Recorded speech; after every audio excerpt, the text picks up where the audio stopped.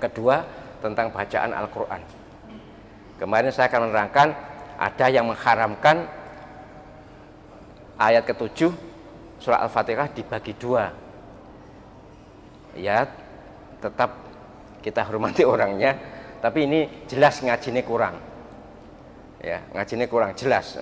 Enggak ada kok, enggak ada yang mengharamkan siratal ladzina an'amta alaihim, siratal ladzina an'amta alaihim berhenti. Haram itu enggak satu kitab pun yang pernah saya baca, kitab-kitab qiraat, kitab-kitab ulumul Quran, enggak ada. Tapi umpama apa? Ya ada yang begitu, ya baiknya diingatkan kalau memang apa? Wani, kalau berani, kalau enggak berani ya sudah disampaikan pada orang yang lebih senior atau kira-kira berani mengingatkan, sebab begini nanti akan menjadi penyakit umat. Kalau sampai kepada jamaah umum, nanti kemudian dari apa, pengetahuan umum, bahaya, tidak ada sumbernya, tidak ada rujukannya, tidak ada dasarnya. Nah, ini ada lagi goro-goro begini, Fatihah apa, surat ayat ke-7 dibagi 3. Siratal ladzina an'amta alaihim ghairil maghdubi alaihim waladdallin. Nek nafasnya wendek banget nih, Pak. Tapi ya enggak mungkin lah. Ini ada yang memutus 3 maktok itu, 3 potongan itu. Alasannya, loh saya tidak bernafas. Enggak bernafas, ini mandek enggak bernafas. Salah juga, itu namanya sakta. Berhenti bernafas itu namanya waqaf, berhenti tidak bernafas namanya sakta. Sakta dalam Al-Quran itu yang disepakati hampir tidak ada, hanya 2. Itu pun ternyata dalam qiraat yang lain tidak sakta. Kalabal rona itu ada qiraat kalabal rona, wakilaman rok, ada juga qiraat wakilaman rok. Apalagi ya walana apa itu surat Yasin itu mayoritas tidak sakta. Apalagi surat Al-Kahfi ayat pertama jelas tidak sakta.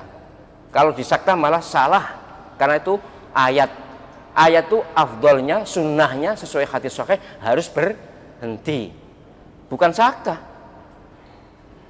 Iwajah itu ya, iwajah qayyimah itu berhenti tapi tidak bernafas, itu salah, menyalahi sunnah.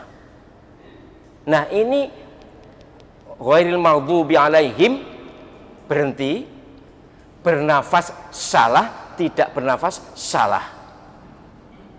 Wes ngono. Mengapa? Tidak ada dasarnya, tidak ada dalilnya, tidak ada rujukannya, tidak ada ibaratnya, kitabnya. Dan yang melakukan ini bertanggung jawab diri sendiri. Saya khawatir nanti kalau tidak dihentikan, tidak bertaubat, tidak dilereni, itu nanti akan menjadi urusan di akhirat. Kamu kenapa baca seperti ini? Saya ikut anu sopo? Anu. Oh, sopo?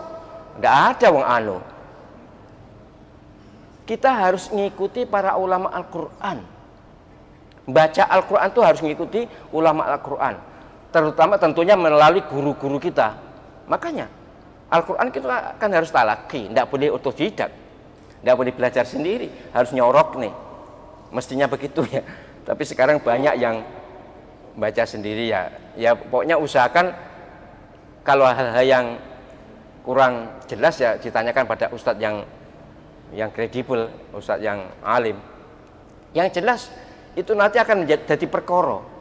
Kalau berhenti di situ itu jadi perkara. Di wakofnya ya tidak boleh, di saktahnya ya tidak boleh. Harus terus karena memang itu bagian lanjutan dari ghairil maghdubi alaihim waladhdallin, itu jadi satu kalimat.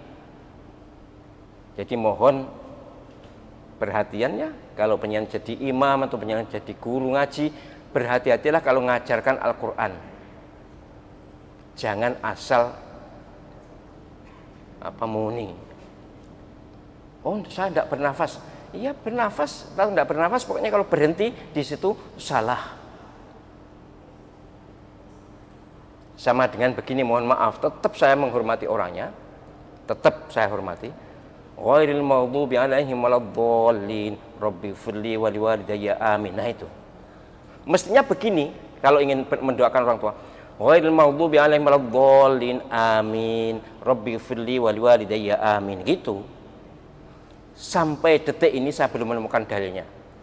Aminnya Fatihah itu lebih kepada Fatihahnya, bukan ngamini doa tambahan kita. Sudah berulang kali saya sampaikan. Sekali lagi, andai kata yang berpendapat demikian, yang mengamalkan demikian, ya monggo lah. Tapi sampai detik ini, kalau bicara soal dalil, saya belum ketemu dalilnya dari Nabi SAW. Para ulama Al-Quran tidak ada yang merekomendasi seperti ini. Entahlah, mungkin dari mana gitu. Banyak yang mempraktikkan gitu. Oke, kalau begitu aminnya duluan, amin dulu. Mengamini doa di dalam Fatihah. Sebab kalau Rabbi firli wali walidayya itu amin, berarti ngamini doa Rabbi firli ini. Berarti Fatihahnya tidak kena amin, tidak ada sunnahnya. Yang berbeda tetap saya hormati, monggo. Tetapi sekali lagi, jika saya salah, saya akan meralat di sini, terbuka. Tapi jika penjenengan tidak punya dalil, harusnya punya juga seleh. Jangan ngetet. Ngetet itu baik ngotot. Jangan sampai ngotot. Wes pokoknya yang penting aku apa? Konggone apa? Mbah-mbahku atau dulur. Guru-guru sapa? Ya nanti akan banyak. Saya juga pernah di Mesir itu menanyakan setelah baca Al-A'la itu, Sabbih isma rabbikal a'la itu fi suhufi Ibrahim wa Musa, kemudian alaihi salam. Lah wong tidak di dalam sholat aja tidak, ya dianjurkan memang, tapi tidak urgent, kecuali kalau yang disebut nama Nabi Muhammad SAW. Dalam sholat pun tidak dianjurkan. Lah nanti kalau penjenengan dibacakan surat Muhammad atau surat Al-Fatih, nanti ada nama Muhammad, masa lalu dalam surat sallallahu alaihi wasallam. Jadi alaihissalam, kalaupun penjenengan jawab dalam hati atau pelan-pelan aja, tidak usah banter-banter. Tapi sebenarnya saya juga sekali lagi belum tahu dasar anjuran ini, belum tahu kalau dalam sholat. Kalau di luar sholat memang baik. Kalau kita nyebut nama para nabi, nama malaikat, maka kita pakai alaihissalam. Kalau menyebut Rasulullah SAW, pakai sallallahu alaihi wasallam atau alaihi salatu wassalam. Tapi kalau akhir surat Al-A'la, sungguh saya dalam ilmu Al-Quran ya, dalam ilmu tilawah Al-Quran, di semua guru saya baik di dalam maupun di luar negeri, saya belum menemukan. Bahkan saya tanya Syekh Al-Muhaimin dari Majmu'ul Buhuth Al-Islamiyah, kalau dalam sholat gak usah kakean pola. Ya beliau tidak bilang gitu, tentu memang bahasa Arab kok. Jadi Syekh Abdul Muhaimin menyatakan tidak usah mengucapkan sesuatu yang tidak dari Nabi Sallallahu Alaihi Wasallam. Mengapa? Karena dalam sholat ini bagaimana ibadah paling mahdhah, ibadah paling murni. Tidak boleh dicampuri ide, gagasan, anjuran dari kita, walaupun itu kebaikan. Pamane rukuk, doa rukuk kemudian ditambah surat Al-Fatihah atau surat Al-Ikhlas, tidak boleh. Mengapa? Nabi SAW tidak mengajarkan. Itu pentingnya ngaji, yaitu banyak sebenarnya hal-hal seperti ini. Tapi sekali lagi mohon penjenengan yang berbeda dengan saya tidak usah tersinggung. Kalau penjenengan tahu dalilnya atau dasarnya, sampaikan kepada saya atau kepada para santri, biar sampai kepada saya, dan kalau memang itu benar akan saya ralat. Tapi kalau tidak, saya berharap penjenengan juga seleh, karena ini menyangkut ibadah, menyangkut kebenaran ibadah kita, keselamatan akhirat kita. Oh, tidak kecil, oke lah, itu mungkin kecil, tapi itu dalam sholat.